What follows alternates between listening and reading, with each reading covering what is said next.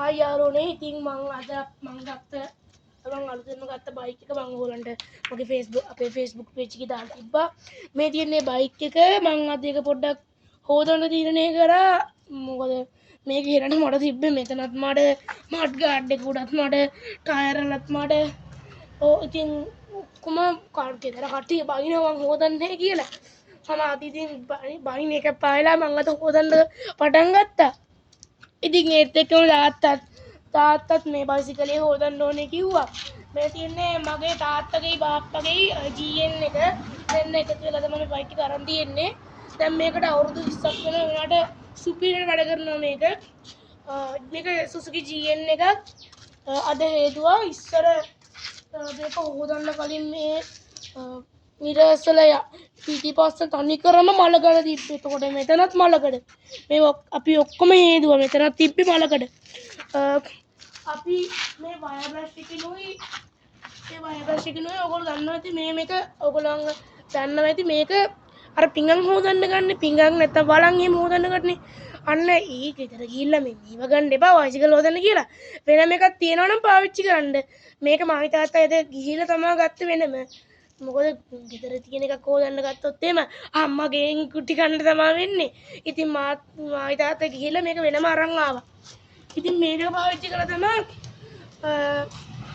මේ බයිසිකල් තුනේම අපි තිබ්බ මලකඩ යවුවේ. ඔයගොල්ලෝ ඉතින් ඇති දැන් බයිසිකල් තුනක් කිව්වම මම පෙන්නුවේ දෙකයිනේ. මේ තියෙන්නේ තුන්වෙනි බයික් එක. මේක ලේඩීස් ටයිප් බයික් එකක්. ඒකට මගේ පළවෙනි බයිසිකලේ තමයි මේක ඔරිජිනල් ජැපනීස් බයික් එකක්. හැබැයි මේක ලේඩීස් ටයිප් එකක්.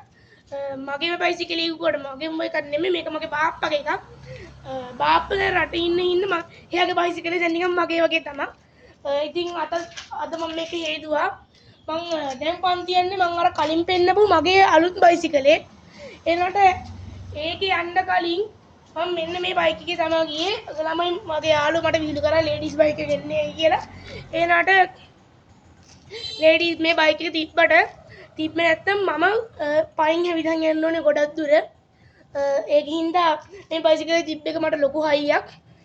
ගොඩක් කට්ටිය විහිළු කරා. එනකොට ඊට පස්සේ තමයි ඒගොල්ලන්ට තේරුනේ නැත්තම් මම දැන් ඉන්න ඕනේ මොකක් හොයලා යන්න බයික් එක ගන්න තියෙන්න ඕනේ.